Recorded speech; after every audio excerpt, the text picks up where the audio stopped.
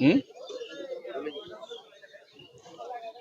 ধন্যবাদ আপনাকে। আমরা এখন অবস্থান করছি চট্টগ্রামের খাস্তগির স্কুলের সামনে।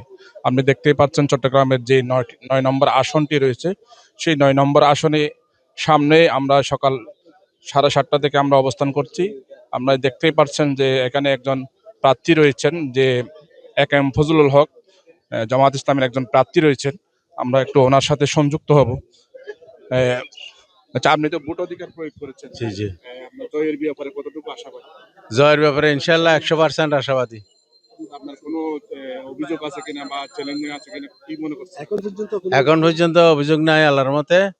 আশা করি সামনেও যাতে অভিযোগ করতে না হয়, সবাই ওই যাতে ধৈর্যের সাথে ভোটটা দেয় এবং জনগণের উপর আস্থা রাখে।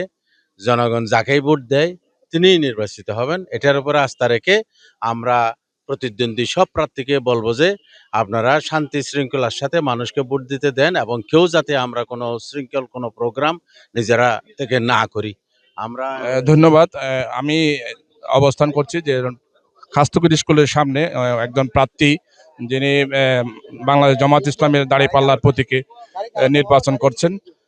যেহেতু আজকে চট্টগ্রামের 1965টি কেন্দ্রে আপনার নির্বাচন অনুষ্ঠিত হচ্ছে, সেহেতু 112 জন ম্যাজিস্ট্রেট কাজ করছেন এবং 40,000-এর অধিক আইন শৃঙ্খলা বাহিনী আপনার দায়িত্বে নিয়োজিত রয়েছেন।